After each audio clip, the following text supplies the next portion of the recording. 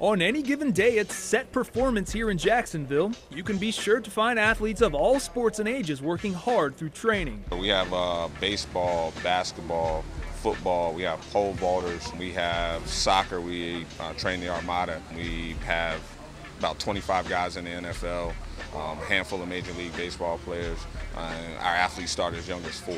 You can even find some Jacksonville Jaguars getting ready for the upcoming season. I want to bring out the best of myself, and that's my goal every day, is to get better, at least 1% better, and I feel like that's what I'm doing here. But there's also a new age piece of equipment used here that does a number of things.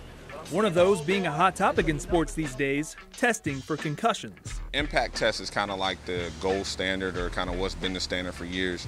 This is a little different, so they actually use this as a baseline as well. Once we have that kind of established and you can't tank this baseline, then from there, if you're at less than 90% of your baseline test, we would recommend you not play. Besides concussion testing, this new piece of technology can help athletes incorporate a mental aspect into their training as well. The big thing there is that the more you can see and the quicker you can see, it actually slows the game down. So what this actually does is there's math problems that you could throw in as stimulants, there's colors that you could throw in as stimulants, and what this does is it actually forces you to speed up processing. And that's really the cool piece of the board. You really can't simulate that any other way. The Dynavision D2 board has gotten great feedback from those who have used it during their workouts.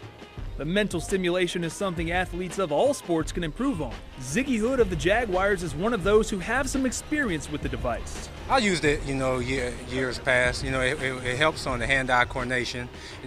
Make sure you use your, peripheral around you. I mean, you're gonna need that for any player. It helps with your reaction, quick decisions like that.